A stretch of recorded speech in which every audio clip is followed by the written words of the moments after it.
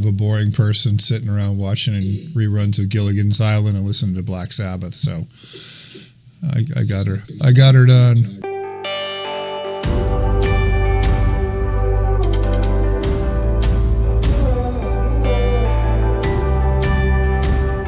I still listen to Stairway to Heaven backwards. I didn't mean Stairway to Heaven. I said Dark Side of the Moon. I know you did. Okay. So this week, I put in a few miles. I'm surprised Christine isn't here. I must have wore her out, but I went to Tri-Cities. That's one of the things I did.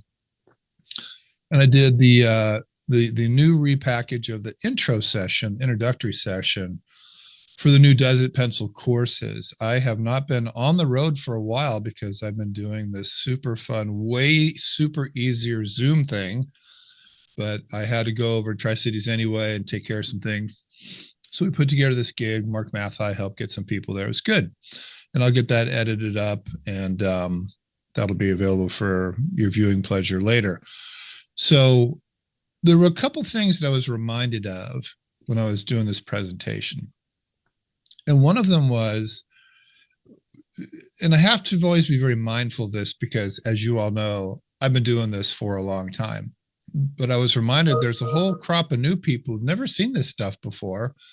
And, eventually they'll become old people that, listen to their version of The Wizard of Oz and Dark Side of the Moon and so on and so forth. So there's new folks coming in. And they don't know what this stuff is in the market. And me as a presenter and me as an educator, I've always been of the mindset that all of us are smarter than any of us. And if we could all kind of learn how to do this stuff, the world would be a better place because we'd communicate more effectively and there'd be a lot less stupidity going on out in the world. And I could be wrong about that, but that's my thesis. The other thing that I was reminded of, because I had a few alumni people there and other people I'd never met, but had kind of seen Desert Pencil-ish type of stuff before. And it was sort of an echo of some of the comments from you guys last week. And that is, it's never a bad thing to go back to the basics. And I've been thinking about that for the last couple of days and just kind of pondering, human existence and things like that, which I sometimes do. And I always kind of come full circle this idea that most of us don't screw up on the advanced stuff. Most of us screw up on the basic stuff. If we're going to screw up, that tends to be where we do it. And the other thing that I was reminded of as I went through and did the presentation this week, which I'm going to paraphrase and recap for you guys today, is that there are some very basic things about money and investing in the future that have not changed and probably will not change, no matter how much AI, how many clouds, how many trillionaires we get. There are just certain universal truths that don't change. Now, the other thing that I did this week, as I was driving around the countryside and accumulating a large amount of bugs on my windshield, it's bug season in Eastern Washington, was I was listening to some documentary stuff on the YouTube about the Fed. And you guys know that I am no big fan of the Fed and Fed policy, but it was very interesting. These two documentaries I listened to, because it was all just B-roll, there's nothing to see. But the way they were telling the story was about from the time that I was born in 1962, the best year ever, all the way forward until about 2008-ish, 10-ish, the Great Recession, as they called it. And it was just super interesting to go back into the history that it has been my life and to see what the intervention of central bank policy has done to the economy as a whole. And there have been, I think right now, we're living in a moment that is a repeat of the history of the last 60 or so years. And that is this: when the Fed takes drastic action, it's an experiment. They don't really know what's going to happen. Okay. And it is often Fed policy that has put us into the financial crisis that then Fed policy needs to rescue us from. Okay. Now, I say that very agnostically, and I say that as a student and trying to understand, well, how did we get to where we are? And if we look inside the real estate space, where we are is this disparity that we have seems to be growing. And well, there's multiple disparities. One is the disparity between haves and have-nots. You know, I mean, the backfire of social policy was those in charge during the COVID time who really were, waving the flag of the everyday man. 5-6 years later, ended up screwing the everyday man more than helping them, compared to the, as they like to say, the 1%. That's just the outcome of policy. It's just the math. So it's quite ironic how that has unfolded, and we've ended up seeing it. So now we've landed in this box, especially in the real estate space, where there's haves, have-nots. The barriers to entry are higher. We have not gone back to a 3 or 4% interest rate environment. I'll talk about that a little bit later. But it's tough right now. It's tough to sell a property, especially a primary residence, because as you guys know, sellers are living in 2021, buyers are living in 2008. We've all heard the cliche before. In the Metro Puget Sound, for those of you that work in that area, there's double the listings that there was a year ago. And when I was in Tri-Cities, for those who don't know, in Central Washington, which is a much less populous portion of our state of Washington, their listings have doubled as well. So it's a market where it's a different day than when sellers controlled. Now buyers have more options, okay? Or they should perceive that they do. Now, I think a very astute thing for us to do as investors and adults and working with people who are trying to make good decisions about money, because Does a Pencil is all about making the decision, is to understand a little bit about the history of where we've been, because that history of where we've been leads us to where we are. And I think that we're much better being in the moment we're in right now and looking forward if we have at least a little bit of understanding about, well, how the hell did we get here? Okay. I think that's the utility of history. Now, like anything else I say, you can agree or disagree, certainly. But I think that that's important. Okay. So let me just pause there for a second, because I don't want to contradict myself, which sometimes I've done in my life. I believe there are this sort of universal set of truths that are transcendent. Okay. And I've talked about them before, talk about them again in just a minute. And I also think that understanding at least a modicum of, well, where are we now? And then the subset of that is, how do we get here?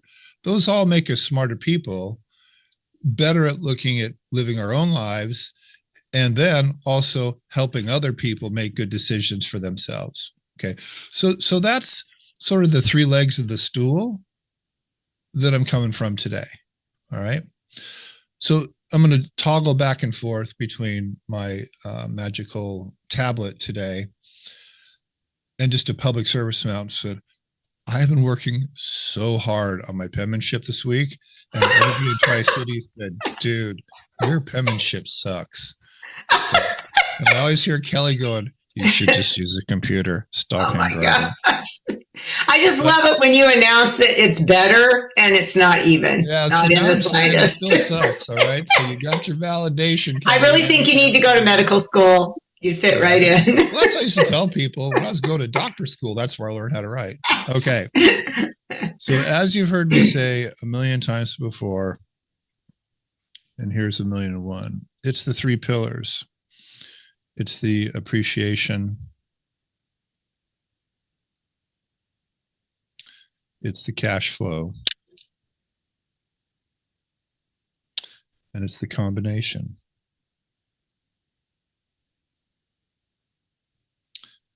And these really are, in all the years that I've been doing this stuff, all the classes I've taken and all the transactions I've done, all the people I've taught, all the books I've read, the free t-shirt, the cassette, the whole thing. I think that's really what it comes down to. Now, there is an overlay on this that I reserve for the class about it, and that is taxes, because it's just more complex and complicated. And it's an overlay to the whole thing. But in a pre-tax understanding. It's those three things. Okay. And so as I sit here on my little rock and say, okay, it's these three things, the next thing that I say is you have to understand what you're trying to do. Okay. And that's a question that each of you should ask yourselves, what you want to do with your money and your assets and your investments and so forth. And then you ask the other people what they're trying to do. Okay. It was one of my clients that came with the moniker Does It Pencil many years ago. And I decided I have to stop, being ADD and skipping around, had all these different names for this thing. And I've sticking with Does It Pencil since then. And one of the things I've learned is that most people, when they're new to this, the trigger is something pencils tends to be this one. Does it cash flow? If it does not cash flow, most new people tend to say, well, that doesn't pencil. Okay. Well, and that makes sense. In the real estate space, if you've ever owned property that negative cash flows every month, and I have, let me offer you two pieces from the client position. It sucks. Okay, it does. And what's kind of amazing is how many properties I've looked at in my career that do negative cash flow, and yet that licensed professional representing that property, and this happens all over these United States, starts out by saying, great investment. Okay, well, why? And that's where the whole thing falls off. Okay. So cash flow thing is super important. What we have seen in really the last 6-ish to 10-ish years in the COVID time is the role that appreciation has played. And not just in real estate, but really in all asset classes. Okay. Now, let me go back for a minute to the Fed. I don't want to get too much into the Paul Volcker years when I was like in high school and early college. Interest rates are 20%. Some of us are all the same age. But there was an interesting thing that Chairman Volcker did at that time. And that was really during the first era of the Reagan presidency from 80 to 84. And if we remember back then, inflation was way worse than it is now, and interest rates were way higher. Okay. Now, let me just pause there for a second. It was one of the interesting things about these documentaries, and it was corroborated by a couple of people. The last time that we had really a balance of interest rates, employment, and inflation was the mid-60s. That's the last time it happened. And the charter of the Fed is really try to balance two economic modalities, which are employment and inflation. That's the charge of the Fed. Now, they do other stuff too, like clearinghouse and all this kind of stuff. And as I've said many times before, the two main tools that the Fed uses are interest rates and the money supply. They use both. But that's what they're trying to do, is they're trying to jigger employment and inflation. And the last time they did it successfully was like 60 years ago. Again, I'm being agnostic here. This has nothing to do with politics. It would seem to me that that's not such a good report card. It would seem to me. Anyway, okay, so back to our story. What happened in the Volcker time was that interest rates were jacked way up. And what happens when interest rates are jacked way up, it is a disincentive for the private sector to invest and grow the economy. Okay, now that sounds very counterproductive, but the definition of inflation is when you have more money supply than available goods and services. That's the definition of inflation. That's why it happens. Okay. And that is why it has always happened. Now, I'm not here to be econometric and talk about CPI and stagflation, all that kind of stuff. We can maybe do that another day. But we should remember that, because we hear all the time, oh, inflation, price of this, price of that. Well, why? Well, there's not that many more people. And yeah, the chickens die and then the chickens come back. That's just what it is to be a chicken, the egg thing and all that kind of thing. And yeah, right now gas is kind of expensive. And when those guys, get that whole thing figured out, it'll come back down. But when we pull the string, when we lengthen the curve and we understand, well, what causes all this stuff? It's because there's more money than there is stuff. And that's exactly what happened when we started coming out of the COVID time, because the Fed injected $7 trillion into the economy and then started doing this thing called quantitative easing. And that had a huge effect on Fannie and Freddie because they were buying back bankrupt debt. And all this stuff went to a devaluation of the dollar. Okay, so it all kind of plays together, all right? Enter Bernanke in the 08 time to wherever he was. He printed money to get us out of what they called the Great Recession, because when he was in graduate school, he did a term paper on the 1929 crash. And what happened there was they said, we'll just let the market take care of itself. The Fed did not intervene much in 29 and 30. And the whole country it was economic collapse. So Bernanke said, well, we're not going to let that happen this time. So they did what they did. They made the landing as soft as possible, devalued the currency in the process. Okay. Again, being agnostic, this is just what happened. So we've been kind of putzing along and this and that. We went through COVID and, interest rates went way back up after the 2 or 3% years. And I want to just kind of press pause there for a second. So we are statistically about 6 years beyond the beginning of COVID. Okay. And when I was about a year into this, I was talking to a friend who's a lender, and we were talking about the 08, 012 years.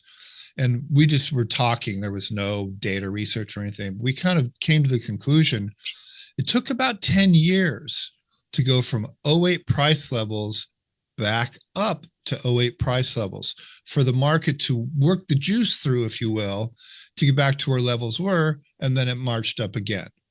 Okay. That was about a decade. If you buy into that, we're just beyond halfway through. We're 6 years through, if you agree with that thesis. Okay. And I do. I mean, you don't have to. Like I said, you don't believe anything I say, but that's kind of where we're at. So we have all this equity on paper, okay, which only gets unlocked when there's a sale. And anybody in the real estate industry since COVID has enjoyed generally a 20% pay raise every year. Why is that? So why have values gone up? Why has there been inflation? What is all the cause of this? And it comes down to the 3 simple words that I have just screamed at you people since day one. And those are time value of money. Okay. That's what this is mathematically. I don't care what your politics is. I don't care how much you hate Trump. It doesn't matter. It's all interest rates. It's all the Fed. And that is what's doing this. Okay. So let's just go back and look at a very simple example of the effect of interest rates on purchasing power. Okay. All right. So I'm going to do what I can here to be magical with my, oh, it worked. Check it out. Magic. All right. So I've got my calculator up next to me and I'm going to make some notes here as we go along. If I can write the notes and have the calculator at the same time, that would be even cooler. All right. So let's say that we have 2 borrowers. We'll call them A and B. I guess that doesn't stay up while I'm doing this. It will now. I guess not. Okay. Well, I'll write this stuff down, then we'll do it in the calculator. So when a borrower goes to borrow, as all you well know, the first step in loan qualification beyond FICO score is what monthly payment can they afford? And that's their debt to income ratio, their DTI and their FICO score and all kind of stuff. Roughly 42 to 45%, depending on all the things that you guys already know. Okay. But just to keep this simple, let's say that both borrowers can qualify for $2,000 a month. Okay. So that's the payment. And let's just say borrower A was, this was the COVID time. And let's say that it's a 3% interest rate environment. And today, borrower B, they're in, to keep this simple, a 7% interest rate. It's a little bit less than this, but it's a round number. And they're both 30-year. All right. So this is really the first thing that we need to understand about what has made values, not just in real estate, but arguably in the stock market as well, go up. I mean, I had a meeting last week with one of my guys that helps me manage my money, part of one of my buckets. And we were talking about the same stuff. And he says to me, inflation's a good thing. I'm like, what? And he goes, well, inflation's part of what makes the stock market go up. And I went, you're right. It does. It's an unintended consequence or an unintended benefit, depending on which side of the equation you're on. Okay, so we have both these things we can, in fact, solve for a payment. Oh, excuse me, not a payment, a present value. Sorry.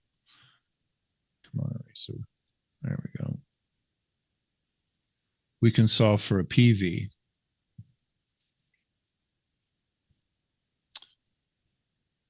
Roger, get me a cup of coffee when you're out there, will you? Okay, PV. All right. Okay, so I'm just going to write the keystrokes over here once, and I'm going to pull up the calculator and do it. So if you want to write these down, it's 12 gold key payment, gold key clear all. And like I told the folks in the great Tri-Cities, this is really important. You have to understand the number of payments per year. And if it's been a while, if you want to make a note, 12 payments per year is monthly payments. 1 payment per year is appreciation. This is the calculation modality of the calculator. Since we're in monthly payments, we're going to set the machine, the device, for 12 payments per year. Okay, now I'm going to type in 2000 and make that negative with the plus or minus key and call that a payment. Then I'll type in 30 gold key N for the 30 years, and I'll do this first one at 3% first, and then I'll solve for the PV, okay? So as I always say in the opening salvo of the time value of money part of Does It Pencil, the logic of time value of money follows this. Find 3, solve for the 4th. So you have to find 3 pieces of information in the field, and then you solve for the 4th one. So in this simple time value of money problem, you have the payment, the term, and the rate. That's the 3. You solve for the 4th, which is the PV, which in this case will be the loan amount. So that works like this. So I'm going to type in 12 gold key payment. And then over here, right below the 12, it says payments per year 12. You need to look for that on your device. Okay, now I'm going to type in 2000 plus or minus payment, and that's in the top row, 30 gold key N for my term, and then 3 IYR for interest, and solve for PV. And I get 474, 379 rounded. Okay, so that's 474, 379. Okay, now that's at 3%. So I'm going to go back here and do gold key clear all to clear everything. Go through the same steps, but it's 7% IYR and solve for PV. And I get 300, 615. Okay. So this is the basic lesson of what this time value of money stuff is teaching us. At 3%, borrower can borrow 474,379. At 7%, exact same borrower, same FICO score, same everything, 300,615. If I take this and divide it by this, so 300,615 divided by 474,379, 306.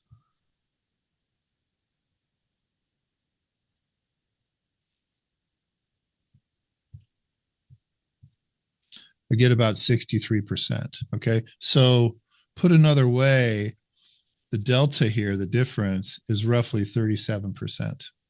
Okay.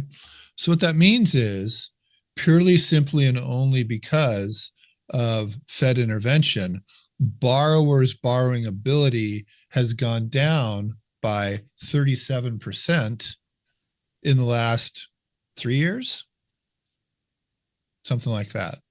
Okay. That is what is causing this disparity in pricing. Okay.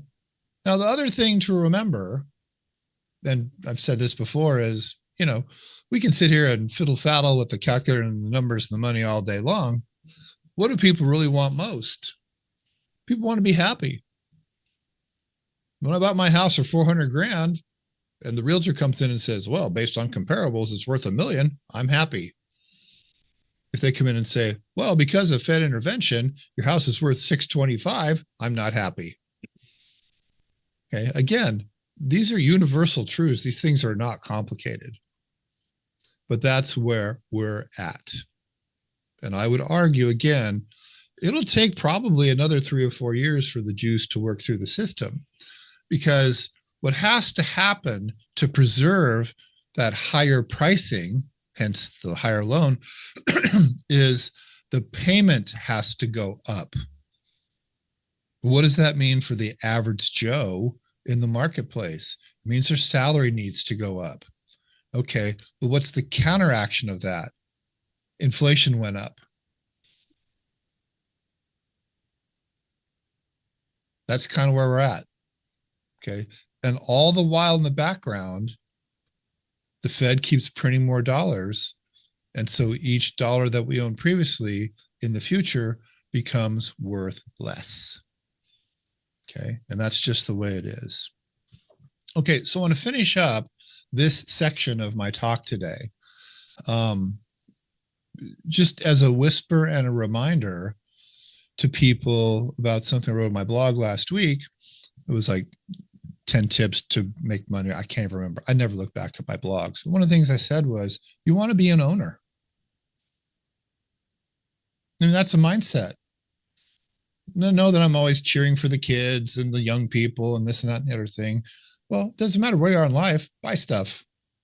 I'm going to buy another property this year. I'm going to make another fairly large plunge into the stock market, because over time, owning wins over time. Now, sometimes you're going to lose money. I've lost millions of dollars, but over time, it's better to be an owner than not. Okay. You just have to figure out what it is you want to own. And it's the counterbalance of this Fed policy and the printing of money and the manipulation of interest rates that over time has created assets across the board, especially magnified during the COVID time, become worth more. All right. Okay. Second pillar, cash flow. Okay. Now, one of the things that we did in this little presentation, hang on one second.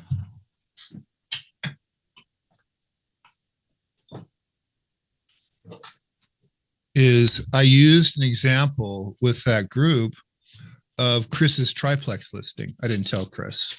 It wasn't Chris's listing. Chris was the buyer's agent who skillfully, successfully, and famously negotiated buying it for $1.5 million instead of $1.8 million. Okay. So he got the nice price. And we've already been through the whole discussion about what the buyers were going to do. They're going to Airbnb it. They want to live there, all that kind of thing. But when I took this to this group of strangers, I said, here's a real listing. One of our members helped the buyer buy it.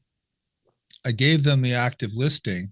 And the first thing I pointed out to them was all the blanks that weren't filled in and all the contradictions that were filled in the blanks.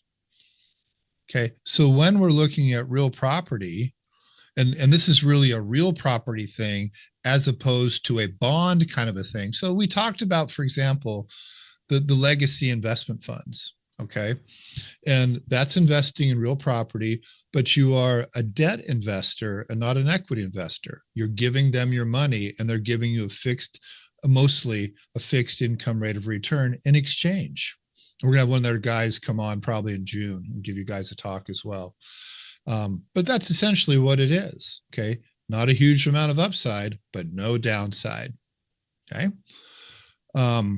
Anyway, so on this MLS listing, there are all these blanks. So what I told this audience was, I said, here's how I filled in the blanks. I just asked the AI. So let's just stop here right now. And I just want to offer this for your consideration. In 2026, if I was a reasonable investor, being reasonable, and a little bit of trust but verify, I'm probably going to start leaning a little harder on AI to sort of backfill and back check representations made by sellers and or their listing agents.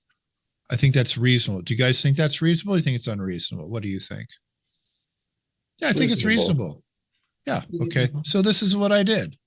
So I went to the AI and I said, North Beach, Ballard area, triplex, 1 bedroom, 1 bath. What should I expect? And they said $2,200 a month. Okay. Oh, Joe, you can do better too than that. Kelly's watching. There we go. Much better. Okay. And on the listing, it said they're getting, so this is one of the contradictions. On the listing agreement, it said $2,500 a month, but then it said in the broker's notes, vacant. Okay, so, well, what is it, man? Okay, so I'm saying, if I'm just being reasonable walking to the marketplace, So anyway, the AI said 2,200, and that applied to both of them. And they said 4,500 for the 3-bedroom, I think it was. And the AI said 4,000. Okay, again, being reasonable. So this was the income, and I carried it out. And then I went through a set of expenses, including water, sewer, garbage, because that was not on the listing agreement, or not the listing, the MLS. That was not on there. Well, what the AI said was market conditions for most small multifamily properties in that area is that the owner pays the water, sewer, garbage, and it's included in the rent. And I can tell you from primary research, having talked to hundreds of listing agents in the greater Seattle area, that is pretty common. So I don't think that's an unreasonable deal. I rolled that into the expenses. I said 1 unit, 1 month a year for vacancy, went all the way down the deal. Okay. So at the end of it, when I got to the NOI, I said, aha, positive 70,166. But then I put in the annual debt service, and I figured a 70% loan to value, which was $1,050,000 loan at 7% for 30 years. Okay. Non-owner occupied. And what I got was a monthly payment and an annual debt service of $83,832. So when I take away annual debt service from net income, I get this thing called pre-tax cash flow, and that was negative 13,666. Okay. All right. Let's pause there. And let's again try to be reasonable and to understand, even the listing agent said on the listing, great investment. Here's what the opening salvo is. Once I go through and do an APOD, income, expense, net, and debt, and hold that up against the down payment. So a metric that we use to measure ROE is called cash on cash. And that is the pre-tax cash flow divided by the initial investment, which in this case is negative 13,666 divided by 450,000, which is the down payment in a 70% loan to value environment on a $1.5 million purchase. So 13,666 negative divided by 450,000 at 4 significant places. I'm losing 3% on my money per year. Okay. Now let me just stop there for a second. This is important. This is a known. You know this is going to happen. Now you can, massage your APOD and get a little tighter on the rents and vacancy and the expenses. I put in $300 a month for expenses because the thing was built in 1953. Okay, I think that was being reasonable as well. That might even be a little bit light, some would argue. But the point is, out of the gate, I'm losing 3% of my money. Okay, now, one of my beliefs is that investors have alternatives. Another belief I have is that most people are self-serving. And another belief I have is that if you're smart about this whole investing thing globally, then you buy into this basic idea. It doesn't matter what you buy. What matters is what it does for you. Okay. Now, you don't have to believe my BS, but that's just kind of how I see things. All right. So if we do that and we look at the world in the last 12 months, and I've just looked this up recently, if I'm going to go into cash today, I can earn about 3.25%. If I'm going to go into corporate grade bonds today, I can earn about 4%. If I go into hard money with legacy, I can earn 9%. Real estate in the macro, because it's local sport, but in the last year, real estate nationally has done about 2%. And the S&P 500 in the last 12 months with dividends reinvested returned 30%. Okay. Now, these are options that I have for my $450,000. If you're trying to sell me this triplex, you're telling me I will guarantee that you will lose 3%.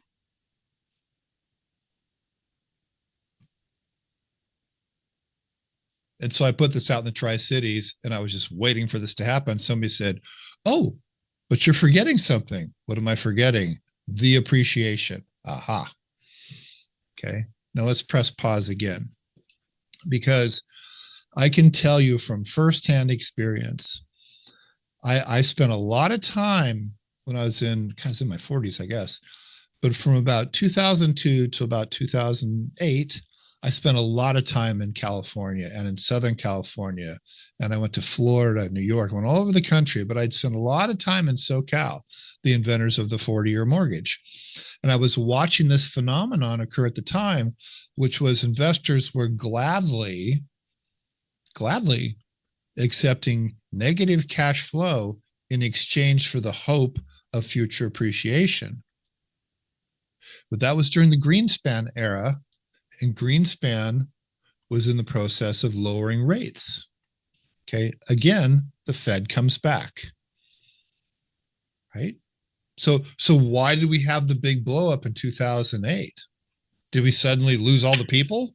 No, employment. That was the problem. Well, and People it was couldn't pay their greed mortgages. as well. Pardon me?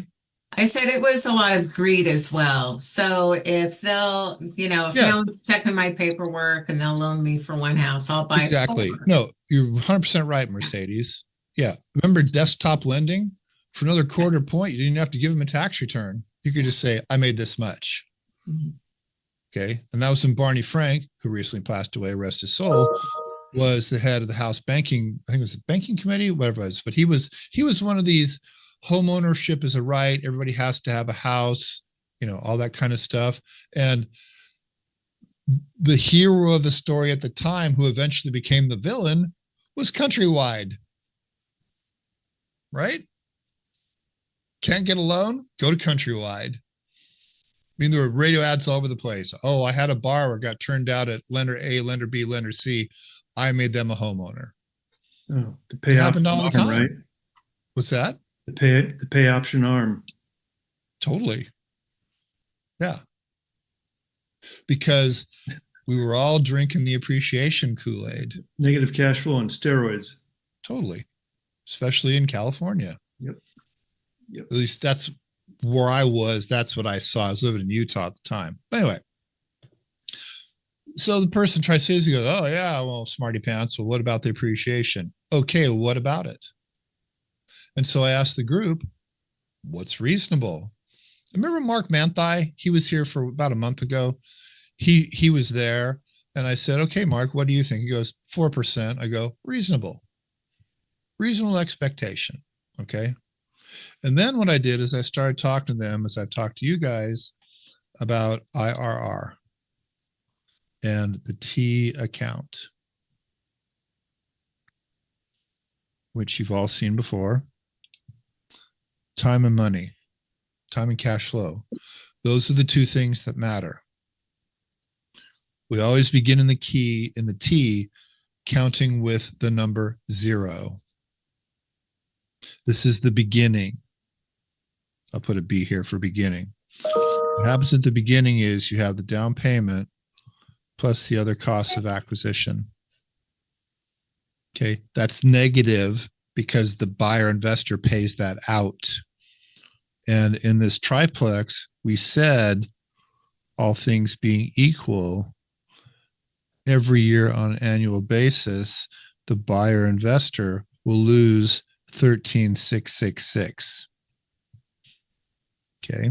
Now, again, you can tweak this and modify it and do what you have to do. But given the set of information that we were provided and some assumptions, that seems pretty reasonable. Okay. No, we're kind of time pressed here. So I'm going to tell you real quick what I did was for the appreciation. Actually, I'll just do it. It doesn't take that long. So we do one gold key payment and the gold key clear all. And then we type in 1,500,000 because that was the price that Chris excellently negotiated. We make that negative and put that in as the PV. We're just doing a 3-year time horizon here. That's 3 gold N. We assume it'll appreciate at 4% per year. So in the appreciation environment, we're solving for future value. Okay. And I'll do that on the calculator in just a second. Once I do this, I will then push the amortization forward. Actually, no, I won't. Sorry. That's a separate step. So let me do this. Let me just figure out my future price. So I go back to one gold key payment to set it for one payment per year, 1,500,000 negative PV, 3 gold N for 3 years, 4 interest for my rate of appreciation, solve for future value. 1,687,296. So I believe if it appreciates at 4% per year for 3 years, that's what it'll be worth. 1,687,296. So I'm going to erase this.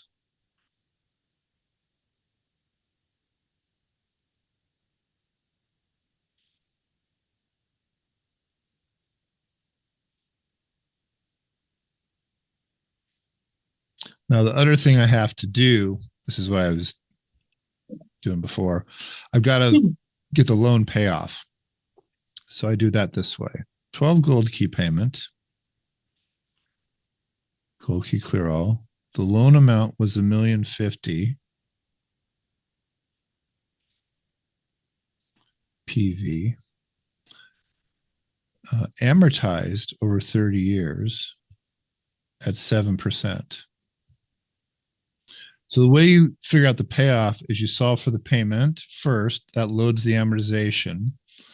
Then you push it out, in this case, 3 years by pressing 3 gold in, and then press FV. And this will give you the payoff of the note. All right. So let me do that. 12 gold key payment, gold key clear all. So 1,050. PV, 30 gold N, 7 interest, solve for payment. So there's my monthly payment. And then I'll chop off the pennies here by pressing gold equals 0. So my payment is $69.86 a month, and then 3 gold key N, and then F fee. So my payoff is $1,015,633. 1015633. So 1015633. So I'm going to erase all this stuff. So this is 3 years from now. And to fill in the T account, I have to have this thing called PTSP, which is the pre-tax sales proceeds. Okay. Can someone do this real quick? 1,687,296 minus 1,015,633. Just give me a quick answer on that. 600 and 1,000,000. It is 671,663. 671,663. So the way to think about this is the check before the closing costs that the seller would walk out of the escrow with 3 years from now. Okay. That's recognizing the appreciation. So this gets added.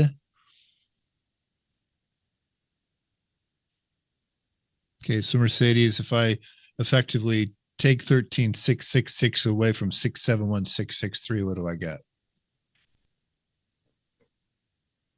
657,997. 657,997. Okay, that's just adding these two together, because in your year of reversion, the year of sale, you always have to add the cash flows together with the sales proceeds. Okay. All right. This 657,997. Remember that, Mercedes, because my short-term memory is very short today. So I'm going to go back to my HP 10B2. Don't want this. I want this. Okay. So let me make the calculator. Oh, I'll make it this way. Okay. So the way that I do this for IRR is 1 gold key payment. So if you want to make the note, IRR is always in 1 payment per year for IRR. Now I'm going to go to the 3rd row down in the middle. I'm going to press this key that says CFJ, and this new menu comes up. So I'm going to tap in here and type in 450,000. And make it negative, because that's the down payment money I'm paying out. Say that again. How'd you get there again?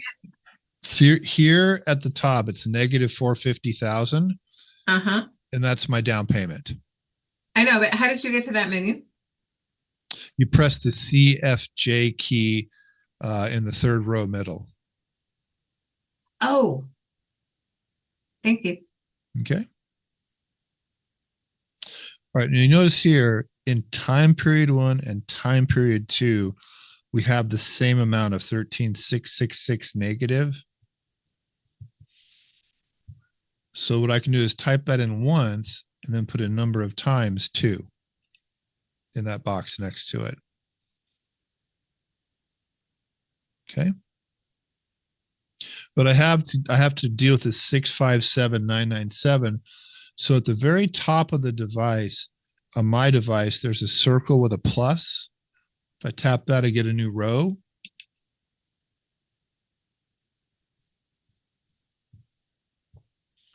Number of times is 1.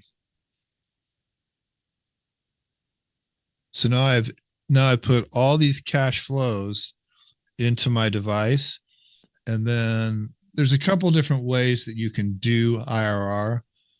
But I'm just going to do this. At the top of my device, depends on your phone that you have and all that stuff. But if I just press IRR, I get 12%.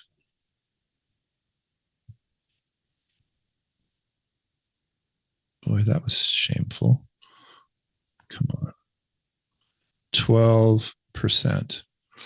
So that is the overall annualized rate of return with the beginning, the middle, and the end. Okay. Now, to get that 12%, I'm making an assumption. Hmm. Kelly, what assumption am I making? I have no idea. Jeff, what do you think? He's holding up four figures, meaning 4%. you're going to get your appreciation. So to get the overall 12% rate of return that the IRR produced, what's carrying me back with these negative cash flows is this appreciation. So I'm assuming that this is going to happen.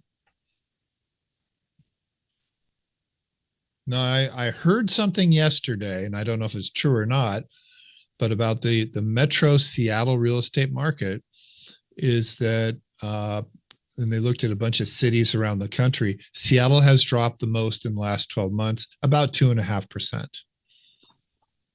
Now, that's all pockets of averages, and you can take from that what you will. But I think what's important today is to stand, in today and go, okay, prices have gone up because of history and the Fed. That's what happened. Okay. So essentially what's happening today for a buyer is they're cashing out someone's equity, depending on when they bought it, but certainly a measurable component of that equity was because interest rates went down. So the question becomes, do you believe how much will interest rates go down in the future? I think they will. But here's what I think is going to happen. Here's what I hope happens. It's going to be a long, slow taper over the course of 18 to 24 months. But Chris, when's that new Fed chairman coming? Is he installed yet? I don't know. He's installed now, yes. Okay. I remember hearing what his name is, but he's there. And so I think we'll he see. just started. Because it was May that the tenure started. So we'll see what happens with him. The first meeting was not great. The notes just came out on it. There's a lot of. What did they say? Well, they have a lot of conflicting opinion, but between the people, and they don't know what to make of AI, and they're very, very concerned and don't know what to make of non-conforming loans and the growth of the non-conforming loan space as it's challenging the conforming loan product. Basically, again, this product that they have less control over and how it might influence things or create another disaster. So the non-conforming, I would assume hard money falls into that box, even though hard money does, is shorter term. It's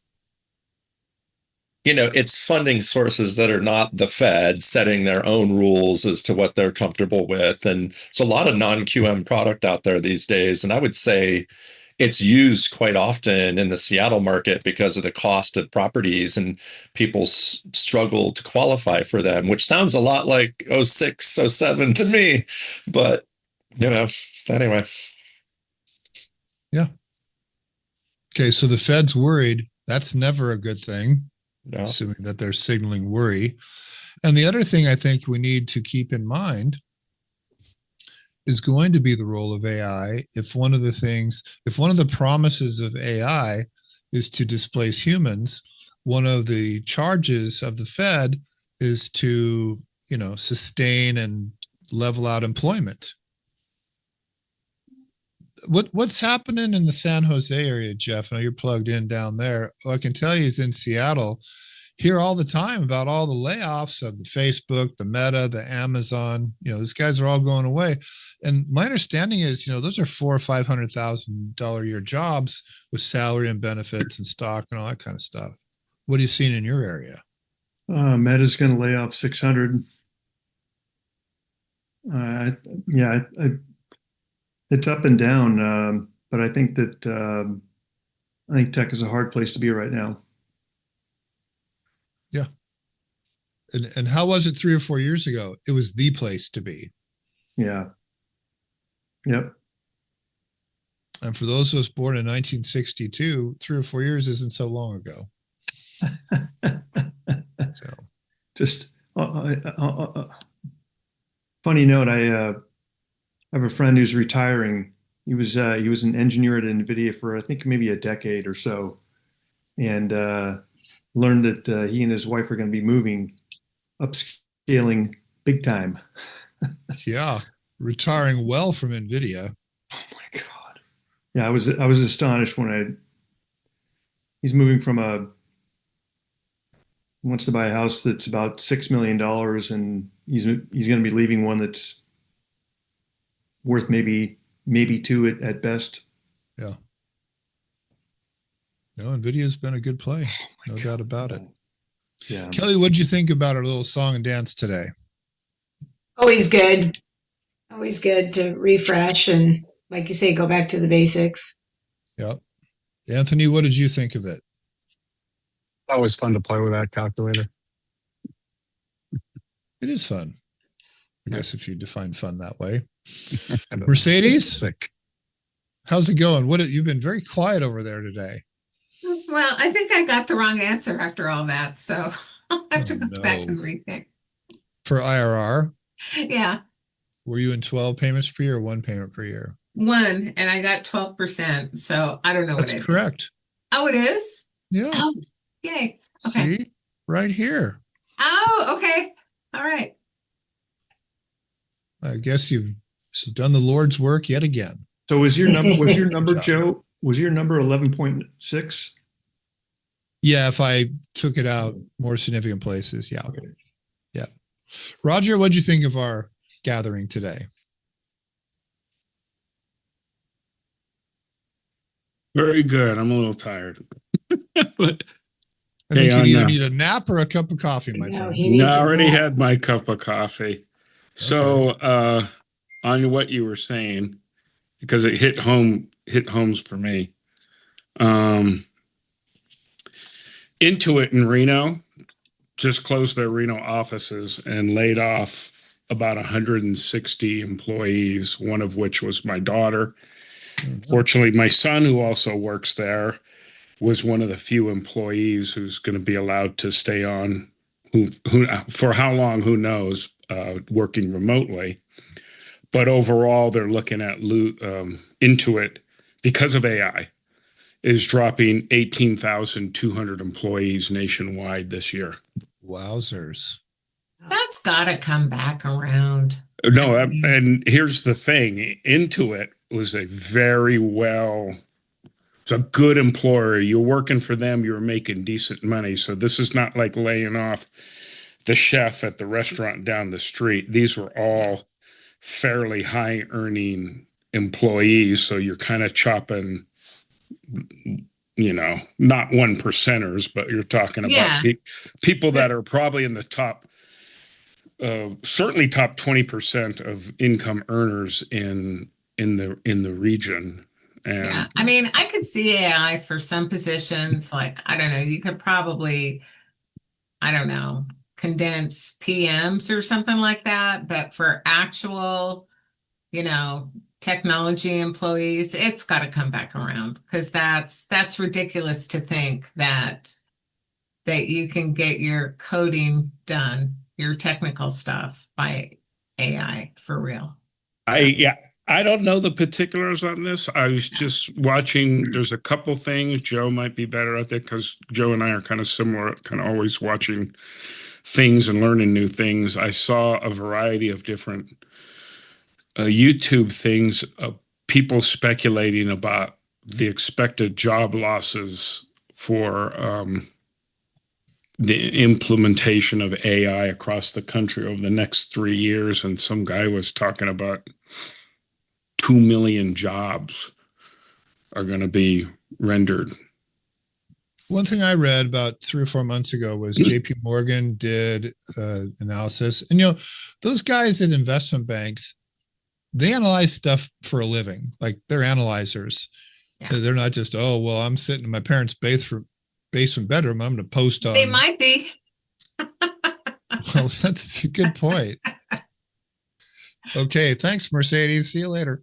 Anyway, but so what JP Morgan said was, if we just press stop right now, you could relieve 11% of the entire workforce and replace it with AI right in this minute, you could.